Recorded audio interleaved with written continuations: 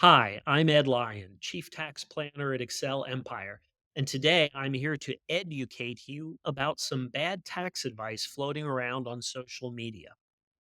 Federal income taxation is the foundational tax class in any accounting or law school program. Contrary to what you may think, it doesn't involve diving into thickets of dense, impenetrable tax forms or long, intimidating columns of numbers. The final exam doesn't challenge students to fill out a 1040.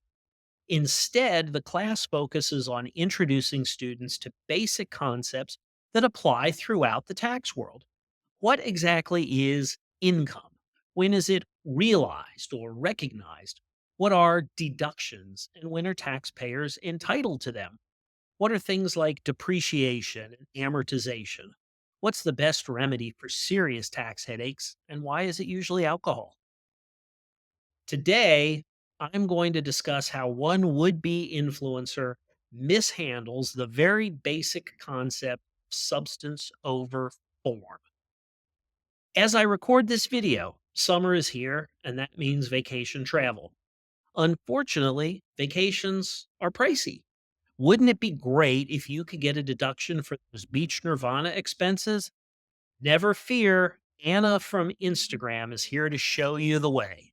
As she says, here's how you're actually going to be able to write off travel with any of your family members.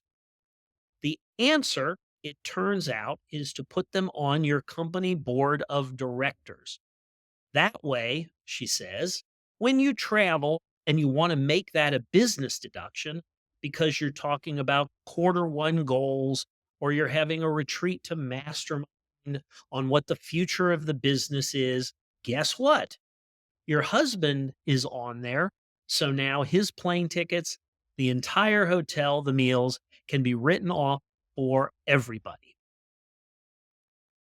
But what if you get tired of your husband's business advice? What if he watches Anna's video and says, it can't possibly be that easy? No problem, says Anna. You can also remove people if they make you mad. Here's the problem. The IRS has very specific rules governing how much of your travel expenses you can deduct, depending on whether you're truly traveling to make money or just casually discussing business on the beach. If you're traveling inside the US, you have to spend more than 50% of your trip on business to deduct 100% of your transportation costs.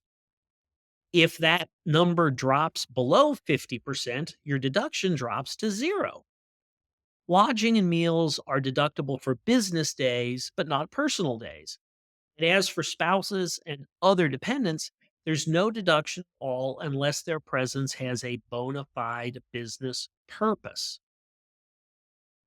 Tax court archives are full of cases where taxpayers lost deductions for bogus business travel. They didn't keep adequate records. They didn't show a profit motive for the trip. Or the scattered business discussions were merely incidental to the real purpose of the trip, which was fun and games. That sound familiar, Anna? Beyond the specific travel rules, deducting your husband's travel because you've made him a director triggers a basic question involving substance over form.